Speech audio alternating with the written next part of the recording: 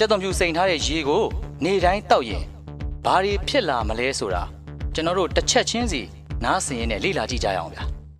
ကဲနံပါတ်1ကမိတ်ဆွေရဲ့ကြောက်ကတ်တွေပုံမကျမ်းမာလာပါလိမ့်မယ်ကြောက်ကတ်ပိုးဝင်ပြီးအနာဖြစ်တဲ့ကိစ္စဟာဘယ်တော့မှမသက်သာတဲ့ကိစ္စပါဒါကိုကြက်သွန်ဖြူစိန်ထားတဲ့ရေကလုံးဝကိုပြောင်းလဲပြစ်နိုင်ပါတယ်သိပ္ပံပညာရှင်တွေကလည်းဒီကိစ္စကိုအတည်ပြုထားပါတယ်ဗျပန်ချက်တက္ကသိုလ်ကပြုလုပ်ခဲ့တဲ့လေ့လာမှုတစ်ရပ်ကတော့ကြက်သွန်ဖြူစိန်ထားတဲ့ရေဟာ PLUGinosa လို့ခေါ်တဲ့ယောဂဖြစ်စေတဲ့ဓာတ်ပစ္စည်းတစ်မျိုးကိုဖယ်ရှားနိုင်ုံနဲ့မဟုတ်ဘဲနဲ့မဖြစ်ပေါ်လာအောင်လဲတားဆီးပေးနိုင်နေတယ်ဗျဒီဓာတ်ပစ္စည်းကအခြေခံအားဖြင့်ပြောရမယ်ဆိုရင်တော့မိတ်ဆွေရဲ့စီးလန်းချောင်းကိုပိတ်ဆို့စေတဲ့